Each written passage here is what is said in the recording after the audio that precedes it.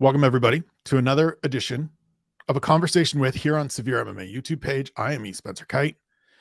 And 11 years, 1 month, and 2 days after he was officially announced as joining the UFC, Jon Anik is on the program. J.A., thank you for doing this. I am so excited to have you on the program. How are you, my friend? Oh, it's good to be with you. Thank you for having me. We both look a lot different than when we met more than a decade ago, but it's great to see you. And obviously, as we were talking off the air, congratulations to you on becoming a part of the SevereMMA family. You know, I'm a big supporter of Sean Sheehan and the entire team. So great to be with you and to chop it up in sort of a longer form setting than we're used to be sure. So. I appreciate that. We appreciate having you. Yeah, it's been a while since we sat down. I think the last time was in a food court somewhere in Las Vegas. Myself, yourself, the greatest living American, Brian Stan, and Court McGee having a conversation about preparations for getting on air and doing a broadcast many, many years ago. But we will get started how we always get started on this program. When did you fall in love with combat sports? So I think it was gradual more than it was an instantaneous thing. Now, when I saw mixed martial arts, the sport, live in person for the first time in Tunica, Mississippi in 2007, that night effectively changed my life. But in terms of my career as a boxing journalist and getting into boxing, it was very much gradual. I started as the sports update guy on the New England Ringside Boxing radio show. And I started listening to the show and getting into it a little bit. And eventually that show went away and became the Mouthpiece Boxing show on which I was a co-host. I was traveling to 5 or 6 HBO pay-per-views a year and some Showtime events as well. And, you know, my afternoon drive show in Boston wasn't the most listened to show in the world. So it afforded me a lot of opportunities to pursue boxing and to pursue that endeavor with the Mouthpiece Boxing show. But that was gradual. And it really wasn't until Gary Shaw, formerly of Elite XC, was launching that promotion, and he invited our boxing show to cover Elite XC1 in Tunica, Mississippi. Frank Shamrock, Renzo Gracie in the main event, and I've been effectively hooked ever since. And as somebody who at times became this staunch boxing defender, right, against this avalanche that was MMA, and everybody's talking about MMA, and I was trying to defend the sweet science up until this fateful night in Tunica, Mississippi, when I realized that MMA just had a whole lot more to offer, and they didn't spend the entire 36 minutes holding each other. So that night changed my life. But in terms of getting into combat sports, I was not addicted at first sight. What was it about that night at Elite XC1, as you said, Frank Shamrock, Renzo Gracie ending in the DQ for the knees to the head of a grounded opponent, that got you just like, that clicked? Because we talk all the time and you guys talk on broadcasts. If you've never been to a live event, it is so much different than watching it on television or whatever the case may be. What was it about being there that just made it all click for you? Well, certainly in the lead up, we had the chance to sit down with all of these high profile athletes, Gina Carano, the headliners, and everybody else. But it was Charles Crazy Horse Bennett knocking out KJ Noons, if you really want to know, right? This dude with the gold teeth, just mother effing everybody, taking on the polished KJ Noons, who was a big favorite. And Charles Crazy Horse Bennett, the veteran, certainly a name that's going to ring true with your audience, jumps on the cage, and everybody was just going crazy. He was my favorite fighter for like the next 6 months. But there was a lot of high-profile talent on that show. I believe Antonio Bigfoot Silva fought Cabbage Correa.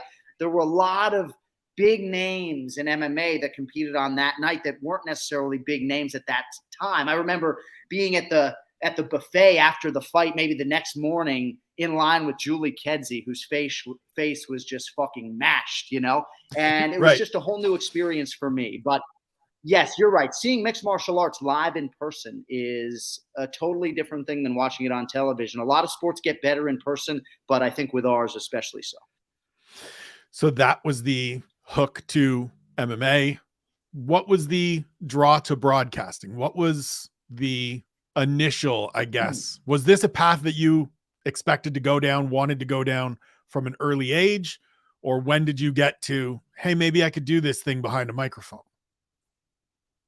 So I grew up in Massachusetts, Metro West Massachusetts, about 20 minutes west of Boston in a rabid sports family. Not so much my dad's side, but my mom, grew up going to all of the big sporting events in Boston. So it was sort of in my blood in a lot of respects. You're going to be a sports fan whether you like it or not. So thankfully, I knew from a pretty early age that I wanted to work in sports media.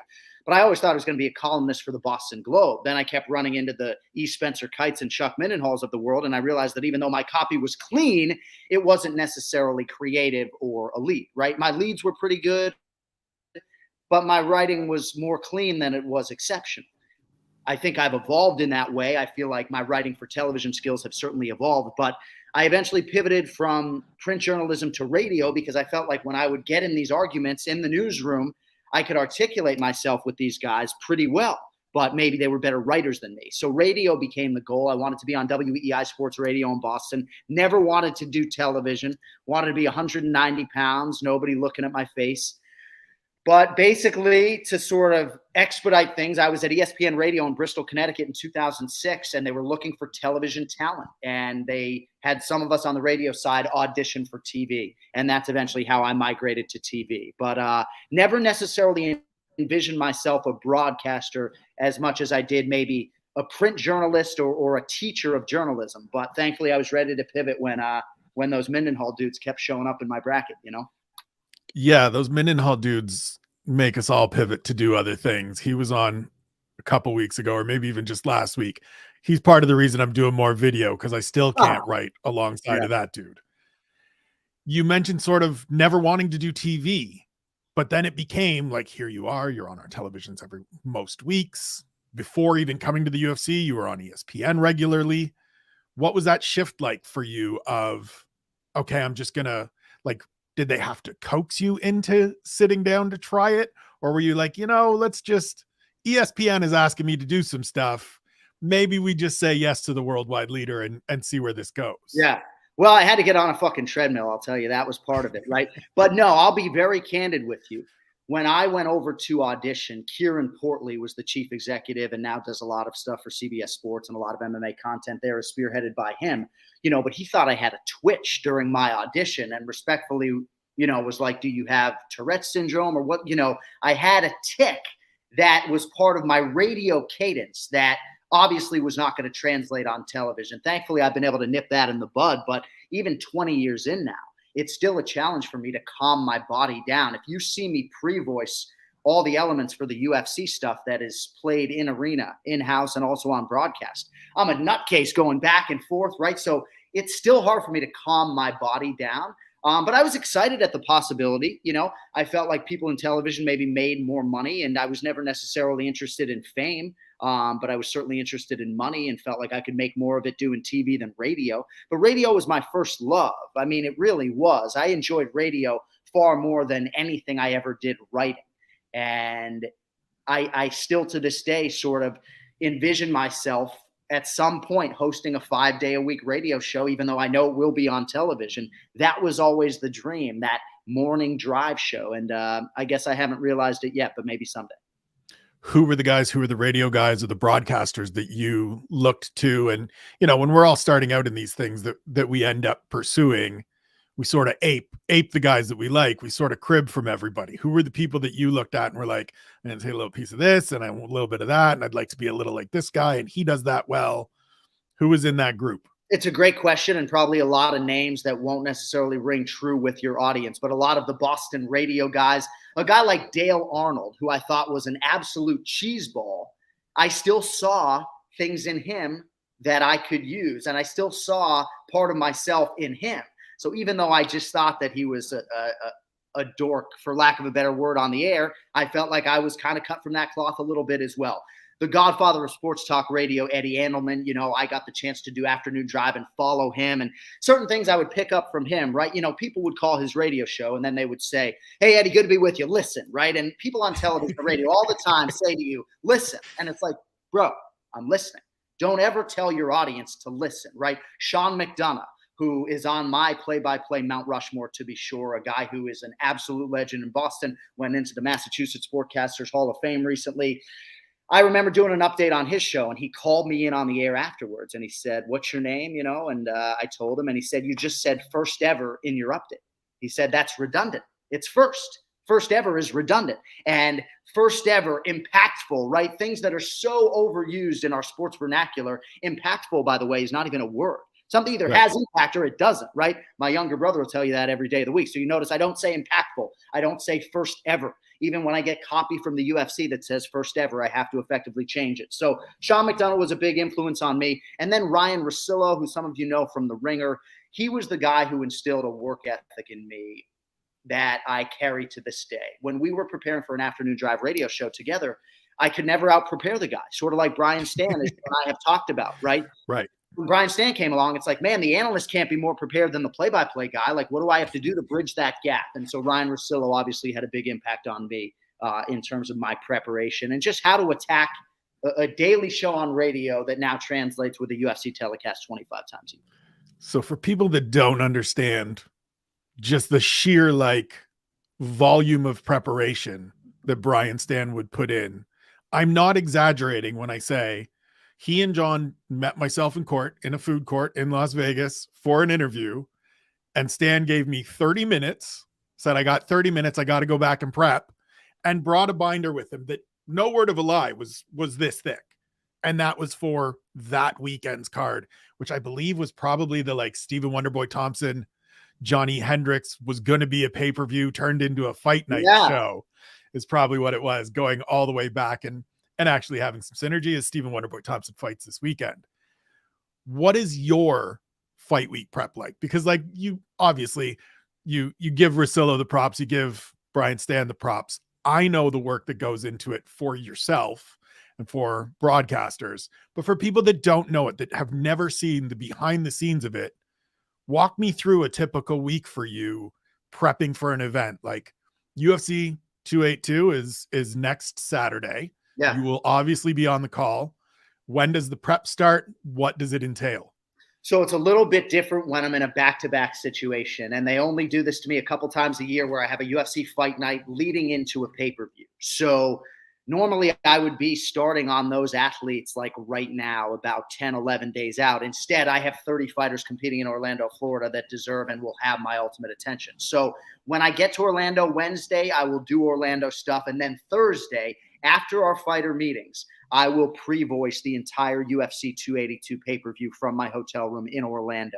But effectively, in terms of my fighter preparation and my pay-per-view formatics, that won't begin until Sunday. I'll drive back to Boca Raton, Florida from Orlando on Sunday, and then Monday I'll dive in. So the back-to-backs aren't ideal. And I know if any NFL announcers are listening to this, it may fall on deaf ears because they go 17, 20 straight weeks, but it's a totally different beast, right? Like 30 fighters compared to, say, 22 fighters. If I had 11 fights versus 15, think about how much time I'll spend just on those 8 athletes, right? 8 to 10 hours at least. So Brian Stan would always say it's an open book test. You might as well show up with some notes. Like if we get delayed 5 hours on show day because there's a power outage in the building, I can still make use of that time. Oftentimes I'll wake up on show day. Maybe I'll be light on a fighter or two of the 30, and I will sort of fine tune some things and try to chase down some stories to make sure that I'm optimally prepared. But it is literally 10 days of hell. And maybe it's the devil I know at this point in time, but I will use every hour possible. Like you said, do we have a hard out today? We got 59 minutes today. And then immediately I dive right back in. So it is a labor of love, but the nature of preparing for one of these shows is such that there are only a few individuals on the planet, you know, Mike Goldberg, John Gooden, Brendan Fitzgerald, that can actually understand, you know, all that my week and my Friday night entails leading up to a big UFC event. So in addition to the actual like book prep, what are some of the other things, like physical things, mental things, body mechanic things you do to prepare for 6 to 7 hours on comms on Saturday? Because like we sit and watch them from home or even press row, right? You go to a live event. I go to a live event. I can be on press row, but I can go back to the media room whenever I want. I can, you know, there's no, oh man, I got to be out here. I can't go to the bathroom.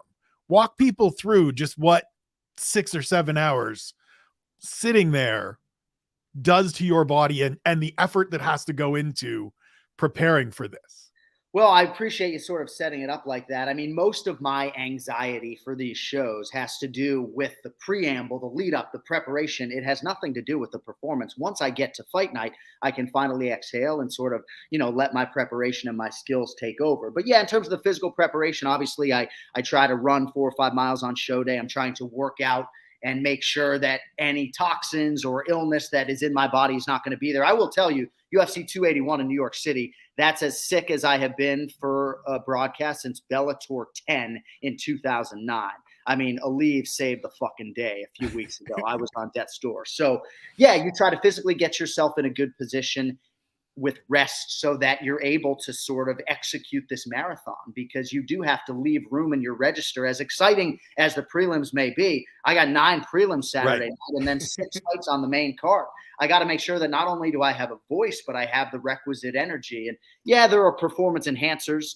Guys like Daniel Cormier and Joe Rogan and Chael Sonnen obviously help you elevate yourself in terms of your overall energy, and caffeine and honey for the voice. And it's just an exhaustive process in terms of the lead up. And I'm constantly trying to figure out ways to simplify my system in terms of the preparation. But, there's a lot of thoughtful writing that goes into every little thing we do. When you look at 2 athletes in the locker room for 30 seconds, I'm writing that copy based upon what I've been told in the fighter meetings 2 days ago. It's not like I can write that copy 2 weeks ago. So I got to do that on Friday night when I should probably be sleeping. So no one's happier than me when the hay is in the barn. But yeah, man, it is, I'm totally toast, whether it's a UFC fight night or a pay-per-view. At the end of these nights, dude, I mean, I'm wired because of the caffeine, and I'm excited at what has transpired, but I'm fucking toast. Yeah, I would imagine that as you said, happy when the hay is in the barn, that's where the one more sleep comes from, because it's like, I get this good sleep. There's not, tomorrow is, it's sort of, we talk to these athletes all the time, right? The weight cut Friday is the misery.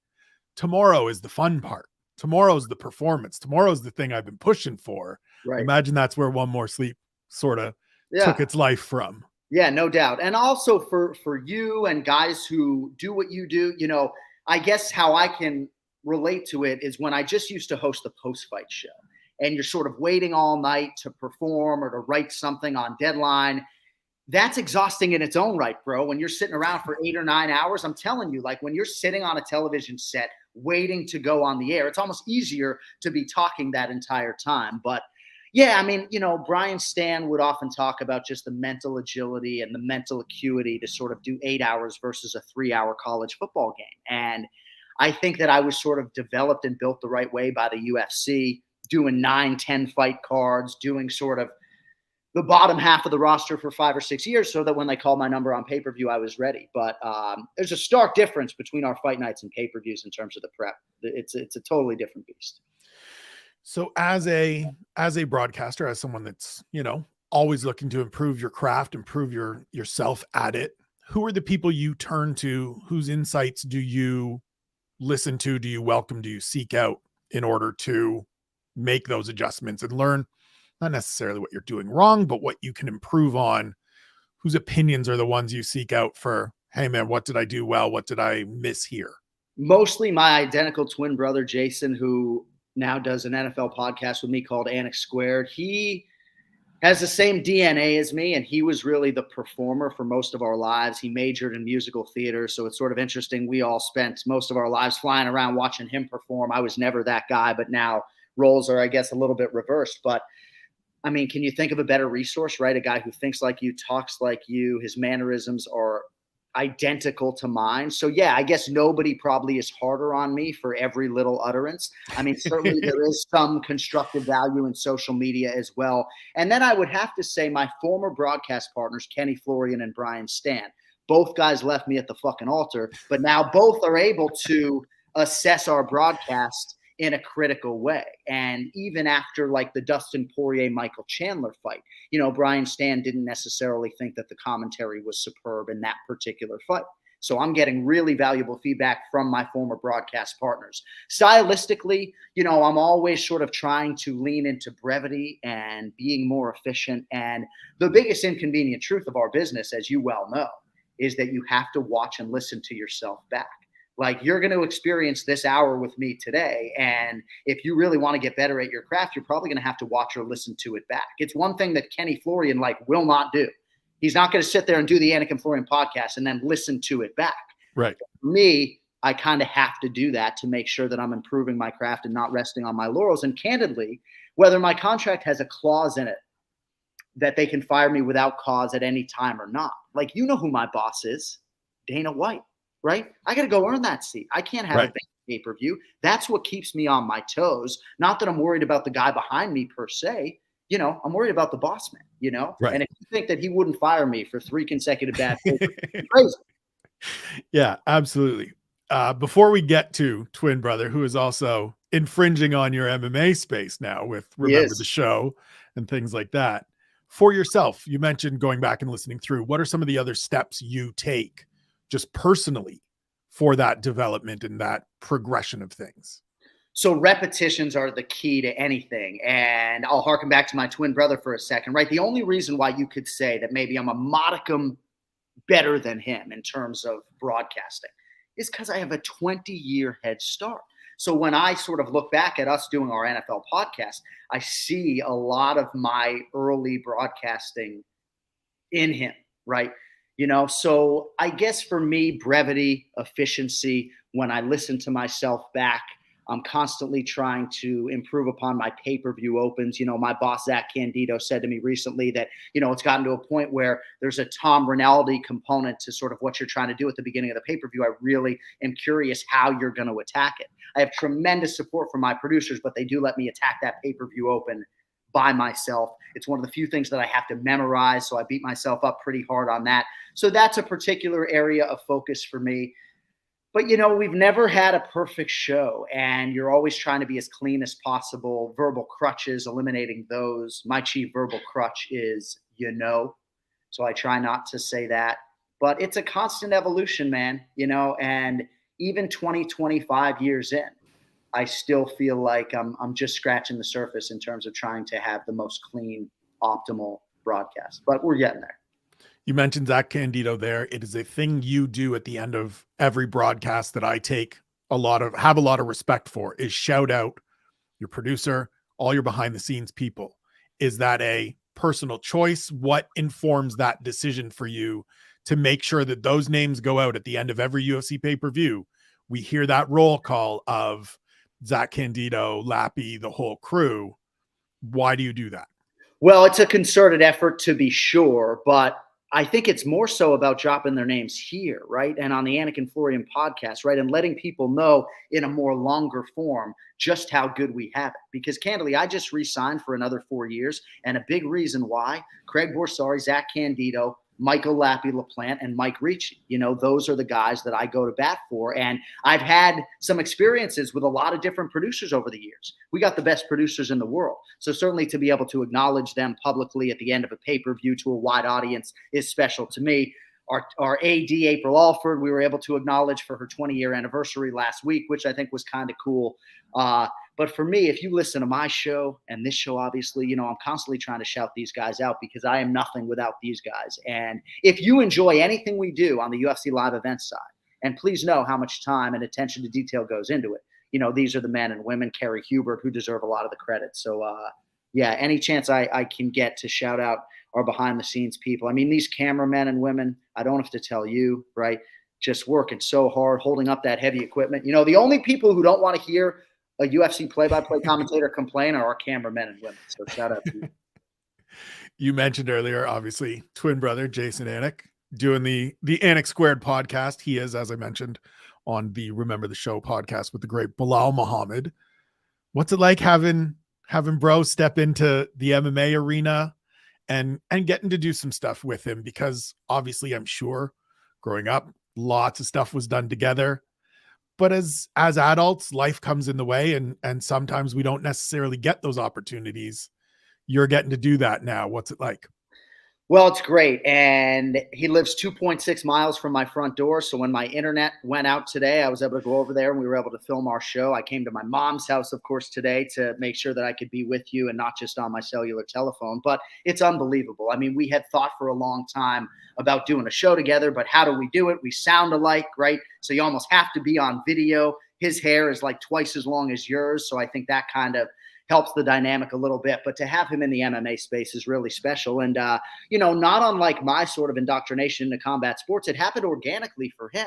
Like, I'll be real with you. When it was Jon Anik on UFC on Fuel TV, he wasn't staying up until 1 o'clock in the morning watching, the bottom feeders on the roster, for lack of a way to put it, right? But about 6 years ago, when I became the guy on pay-per-view, he just developed an insatiable appetite for MMA at the highest level. And now he's one of those 41 night a year guys, right? He's the one who's watching, UFC Fight Night at the UFC Apex on ESPN Plus and reminding me that there's an early start time. So he is all about it. His kinship with UFC welterweight contender Bilal Muhammad and the show that they do, obviously, I think is really the foundation for his huge MMA, fanaticism now. But yeah, it's cool. He's been traveling with me a little bit, helping me on the road. And again, I think somebody who can now not only assess my work from a broadcasting perspective, but also now knows the sport in a way where he can be of even greater value to me. But yeah, I mean, anyone who's an identical twin out there, a true monozygotic identical twin, one placenta, they can all attest. It's the greatest blessing in the world. And, my last communication with Anthony Rumble Johnson, by the way, over social media was he said something about, dude, it's crazy, when he saw my twin brother for the first time. And I said, dude, imagine if there were two Rumbles. Just imagine. And I said the same thing to Joe Rogan when he met my brother. Could you imagine if there was like another Joe Rogan? How much that guy's life would be like bittersweet, right? Walking around, your brother's literally the famous Caucasian man in America, So yeah, but it's a great blessing, obviously, and I don't take it for granted, to be sure. Dave Rogan roaming around, just being like, yes, he's my brother. Yep. Brutal. Yeah, no, I don't do a podcast. I just work down it. Brutal. I mean, Joe Rogan has changed his cell phone number. I mean, if you go on my phone, it's Rogan 2019, Rogan 2020, Rogan 2021. So yeah, I guess for better or for worse, there's no Dave Rogan roaming the streets of Newton, Massachusetts. You mentioned your brother's lettuce. He's got quite some salad. You, sir, seem to despise Jon Anik with hair. What, like, where does it come from? Like, there are pictures out there and you will stumble across them and be like, never doing that again. That's the word. I can't believe I did that. How did people let me get away with this? Why do you hate your hair so much, Jon Anik? I just think it's genetic. I mean, as my mother can attest, I've been shaving my head bald since I was like 14 years of age. And even though I was not my high school valedictorian, to be sure, I got voted on to give the graduation speech, and my mother made me grow out my hair. I still got like a skin fade, but I had to actually grow it out. Dude, I've been bicking my head like every 4 days since I was 14 years old. So, and that dovetails with wanting to be a radio guy. All of a sudden, I find myself in television, and you can see if you're watching, I have a full head of hair. So for so many years, people were like, dude, you got to grow your hair out. You're on television, grow out your hair. So I finally did it for a couple years, and you can go into the UFC annals and see it. And I'll never do it again, man, despite some of the pressure, and obviously now it's like a white wiffle. So I have no choice but to shave it, but it's just who I am. I had a mop and glow joke about me and my twin brother in that said high school graduation speech. He's been growing his hair out since we can remember. And I don't know, I'm trying to be as confident as possible when I go on the air. And this look gives me confidence. People say, oh, why'd you grow out a mustache? I was confident with a mustache at that time in my life. It wasn't Movember, right? It was a full year. I'm just trying to be as confident as possible with a microphone in my hand, and shave my head gives me confidence, I guess. Fair enough. And you rock the mustache quite well as well. Thank you, buddy. I got a Anik chuckle in there. It is one of my favorite elements of every Jon Anik broadcast. They just come out organically. It's when I know you are like having as much fun as we are watching. Do you ever catch yourself, like when they come out, is there ever a minute where you hit the mute button and just do the like shit, or Zach's in your ear being like, we got one? Like, do we keep track of how many we get per show? Cause they're amazing. Well, thank you. I'm glad that that's your opinion on them because I hear both sides of it, right? I think you know me well enough to know just how organic that is. And that's somebody extracting like a genuine deep belly laugh out of me. Right. And I mean, nobody gets me with one liners quite like Rogan. I think you can argue that he is even funnier in just normal contextual situations than doing stand up comedy.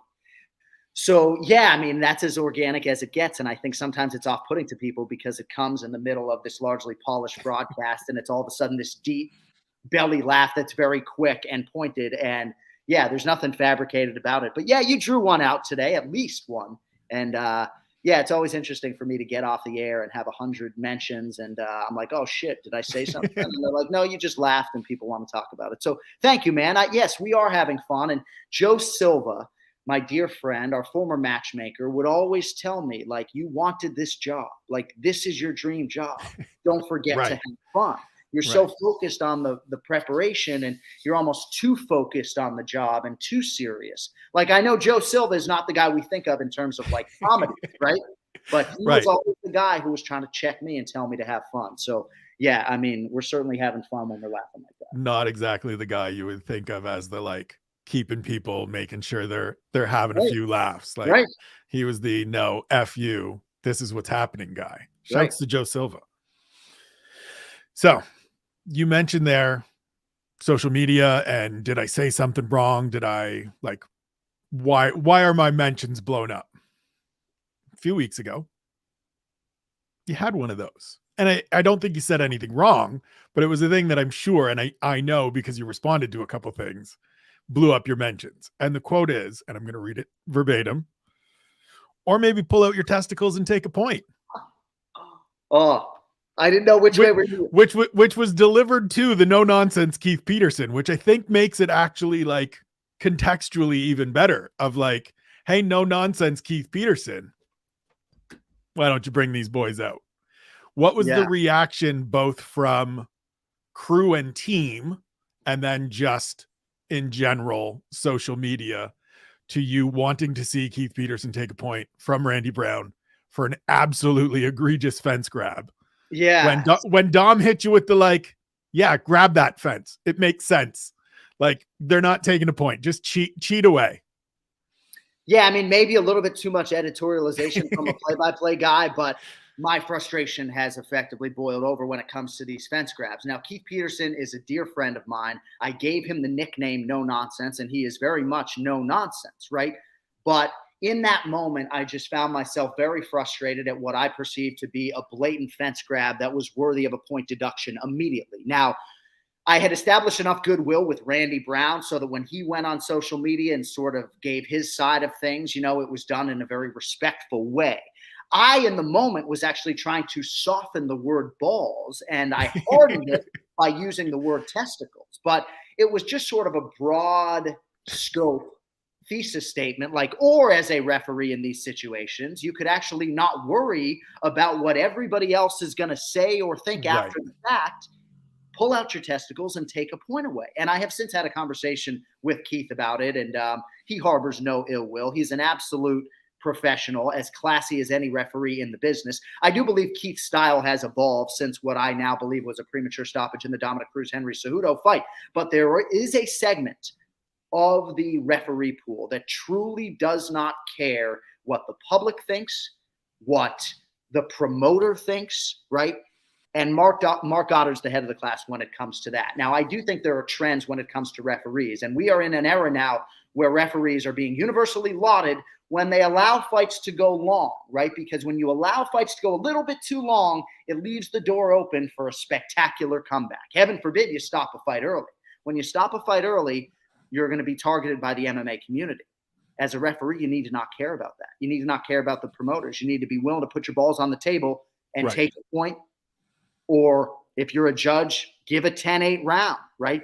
Because certainly that round 2 wasn't nearly as close as round 1. So I don't know. Learning lesson for me. I did not hear from Craig. I did not hear from Zach. I did not hear from Lappy about it.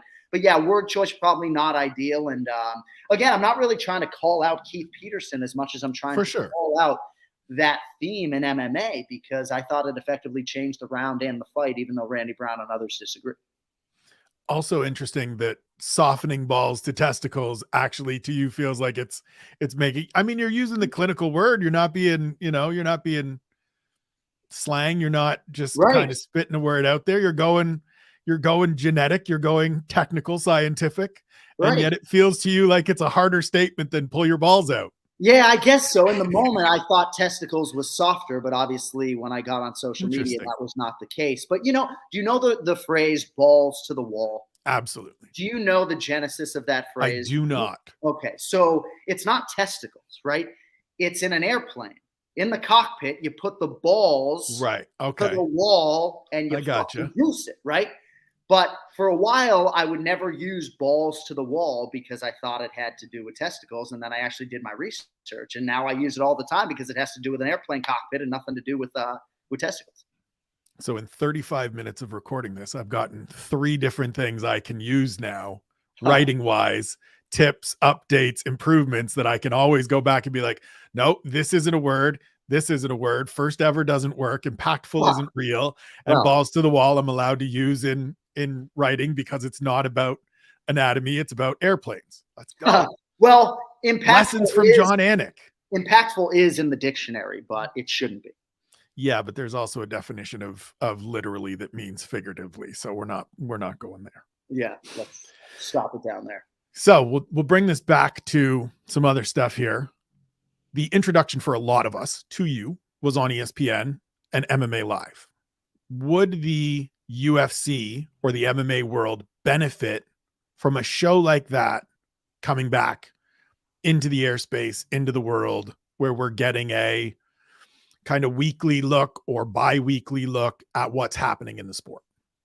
1000%. And ideally, it would be independently produced and it would be MMA Live and not UFC Live. And even though I do host UFC Live 12 times a year on ESPN2, that show is not at all a news and information show like MMA Live was, right? We covered all promotions, absolutely. And I'd be lying if I said I hadn't at least scratched the surface in terms of trying to get that off the ground again. I mean, can you imagine if we got the whole band back together and actually relaunched MMA Live? I'm sure Molly Karam is no longer affordable for us, but maybe we could find Franklin McNeil somewhere. Ken Flo would certainly do it. But I just don't know that it's going to exist on ESPN in the near future. And I don't even know if it necessarily needs to be on ESPN. I don't even necessarily know if the outlet matters as much as there needs to be that program, right? Inside MMA is no longer walking through that door Right. either. So yes, there's absolutely a dearth in the space for that true news and information type of show. And I don't have to tell you, the MMA news cycle is such that you could probably do it 5 mornings a week. Yeah, I mean, it would be interesting. One of the things that makes me think of it is just seeing the success. And you're right, it would have to be removed from ESPN or else there's sort of, the marriage is there that people would question. But I look at NFL Live and what they do week to week through the NFL season and then even in the off season and how informative and successful it's been in its current iteration with Laura, with Dan Orlovsky, with the group that's in there, Swagoo, Mina.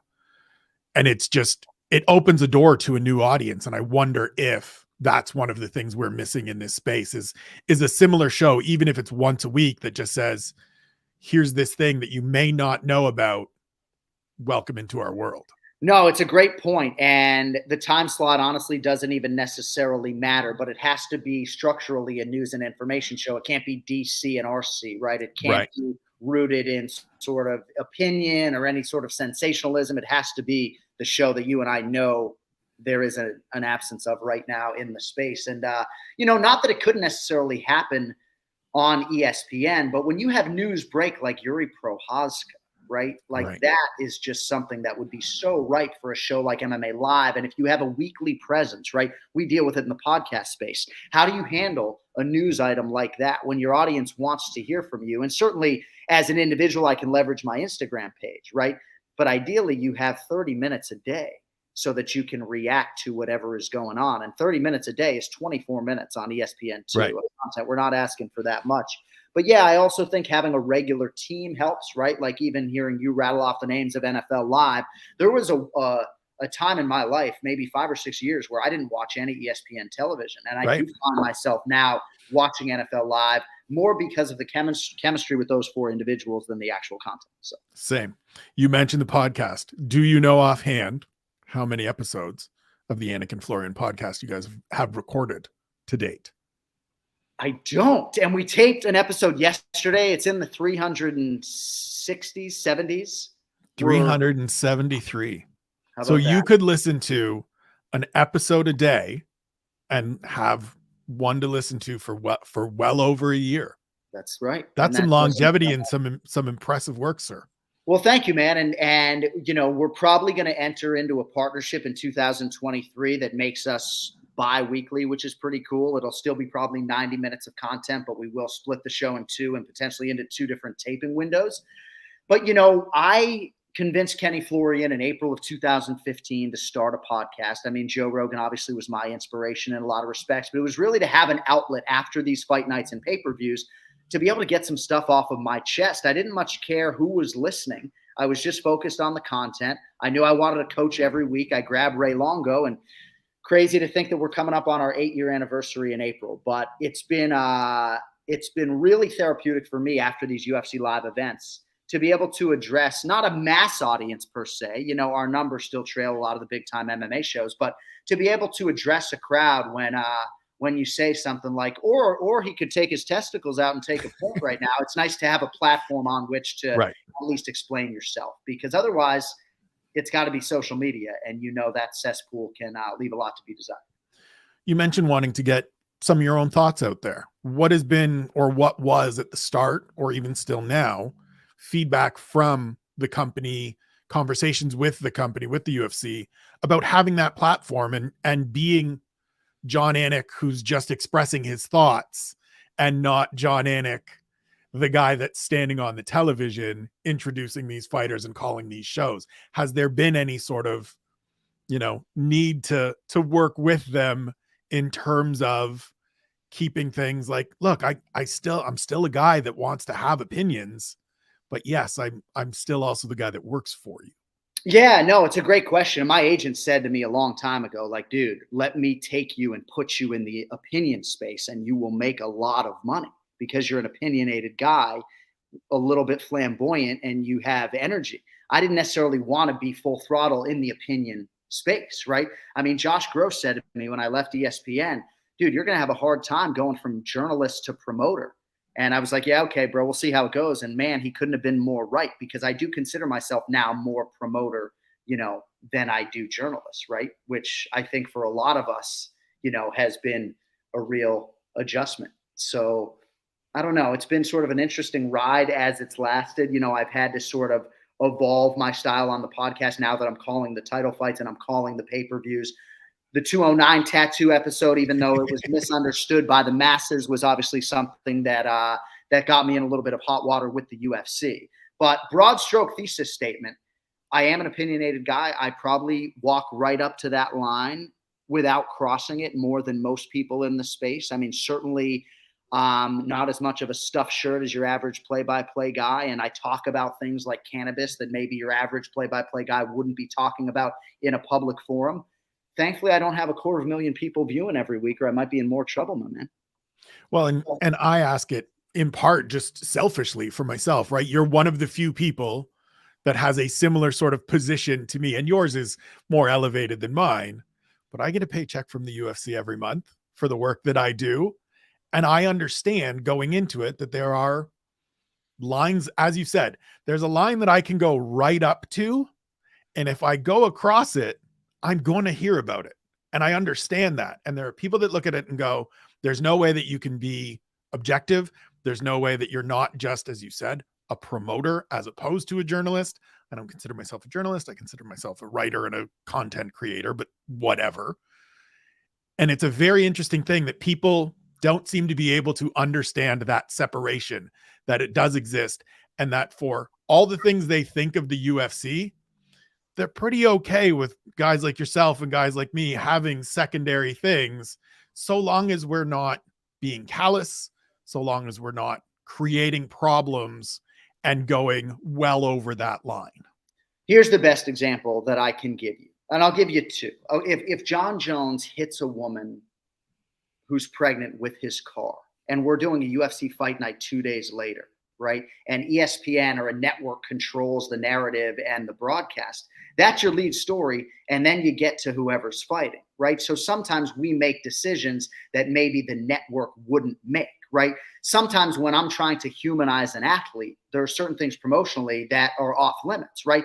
If there's a fighter who's lost 4 fights in a row, they're effectively fighting for their job. So if I was able to say to the audience at home, like, here's smiling Sam Alvey, UFC journeyman, has had a lot of big highlights, but the dude has lost 4 in a row. He's got 7 children at home.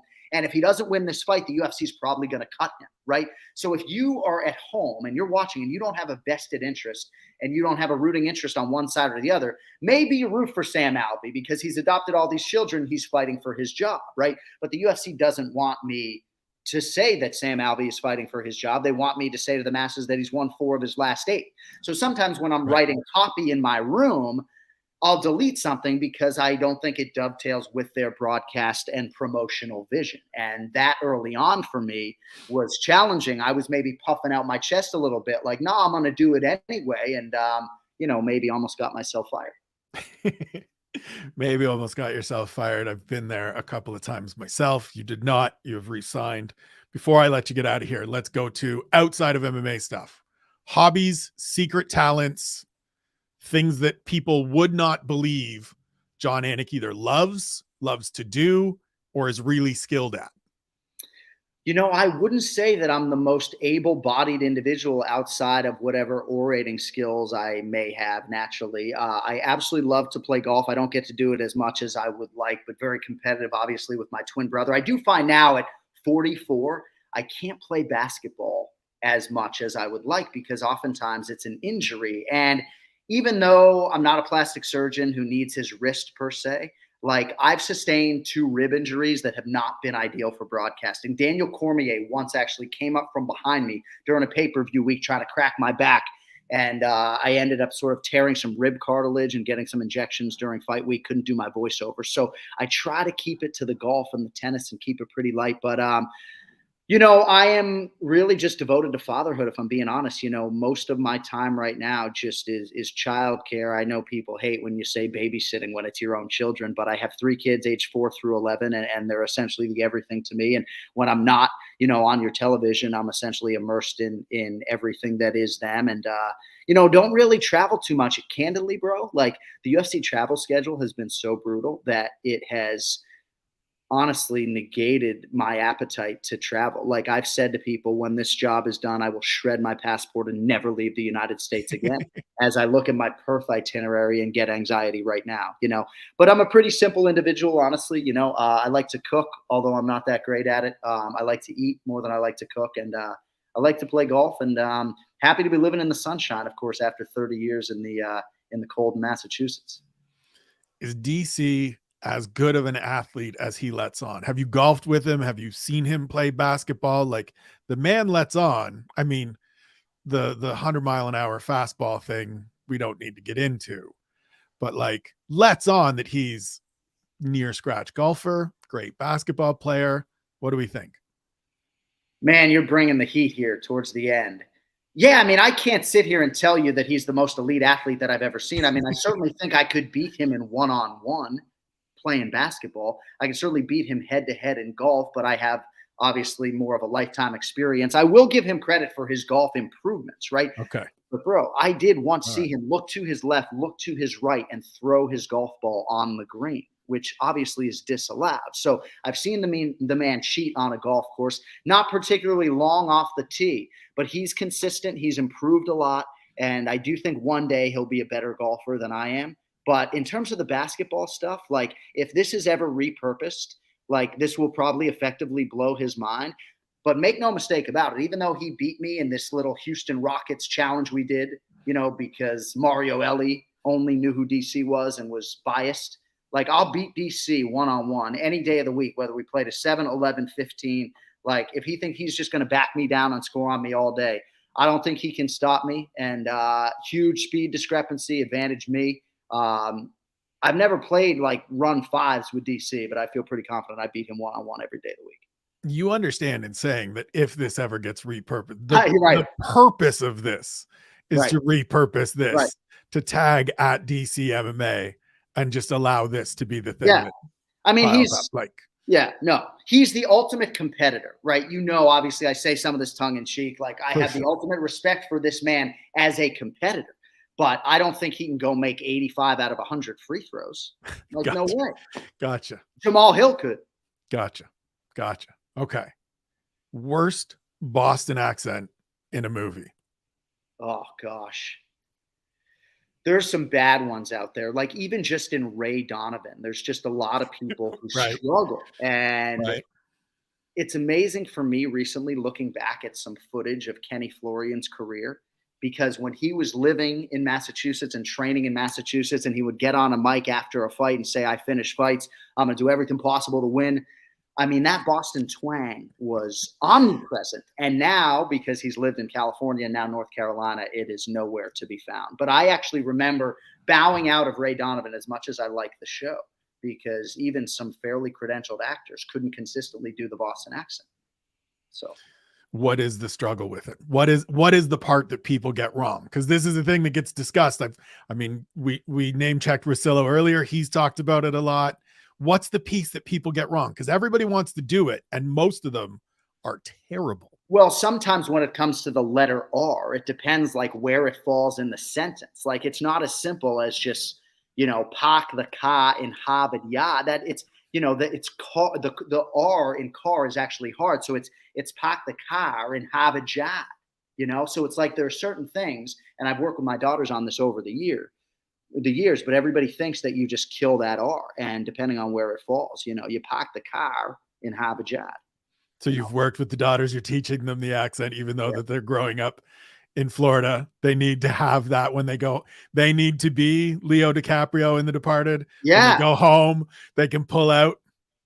Nice. Exactly. And I grew up, I mean, my mom didn't have a Boston accent. My dad, people like to joke with me and tell me I have New York blood because my dad grew up on Long Island, but I never had really a Boston accent. It comes out when I drink a little bit. And obviously I like to lean into it, as you've heard on the broadcast every now and again. But most people outside of Massachusetts cannot stand it. And when I was teaching at the Connecticut School of Broadcasting, I'd have these students come in and, hey, this is Joey Murr with your sports update. Celtics beat the Raptors 101-82. And it's like, dude, you're great, but you're never going to get work outside of this city if you don't nip that in the bud. And you know what? That guy, Joey Murr, is actually a wildly successful Boston sports radio guy. Never left the city and never lost the accent. Didn't need to. Last one before I let you get out of here. Dream fight historically to call. If you got to pick one, it's you. Give me the rest of your booth. Give me who's beside you, and give me the why. Oh my gosh. The harder question is probably the booth, but everything feels bigger when Joe Rogan is there. So I would have to say, with respect to Kenny Florian and Brian Stan and Dominic Cruz and Dan Hardy and Paul Felder and everybody else, oh, that's hard. I would have to take Rogan in DC. My initial thought is John Jones, because I just want him back so badly. He's the greatest mixed martial arts athlete that I have ever seen. And I wish we saw John Jones against Anderson Silva. I wish we saw Anderson Silva against George St. Pierre. You do have to strike when the iron is hot in a lot of respects when it comes to some of those fights. But most of my dream matchups are like modern day, like Colby Covington versus Khamzat Chimaev, Kamaru Usman versus Khamzat Chimaev, right? But I guess if I could do it, I would say GSP and Anderson Silva, because I just needed to see that in their respective primes, and it would be DC and Joe Rogan to my immediate right. All right. Before we wrap, tell people where they can follow you. Tell people where they can pick up one sleep left gear, one more sleep gear. Well, thank you, buddy. Tell them where to follow everything. Well, first of all, I enjoy chopping it up with you, and I appreciate you having me on now that you're a part of the SevereMMA.com family. Sean Sheehan, of course, is prominently featured on the Anik and Florian podcast, which you can catch every Monday, sometimes Sunday on YouTube, and, of course, on the audio side, wherever you ingest your podcasts. Even though Sheehan goes at my guy DC a little bit too hard at times, Sean is the guy I respect so much when it comes to the scoring space in particular. So we do that podcast every week. If you're an NFL fan Anik Squared is also on YouTube. You can catch me and my twin brother every Tuesday morning. And just want to thank you and everybody else for the support. You know, honestly, I'm not sure that I get a 4-year extension if it's not for the support from my broadcast partners and people like you and the mixed martial arts fans. And some people might think that that is just silly, but honestly, if you think that my bosses aren't paying attention to some of the public support that I've had over the years when they come to that decision, you're fooling yourself. So I'm forever indebted to the MMA community that I feel like I've had to earn their respect, but I feel that support after every show, and it gives me a lot of confidence. So thank you. Well, it is well earned. It is well deserved. I greatly appreciate you coming on here. I thank everybody for tuning in. We will be back next week with another edition of A Conversation With. Until then, take care of yourselves. We'll talk to you soon.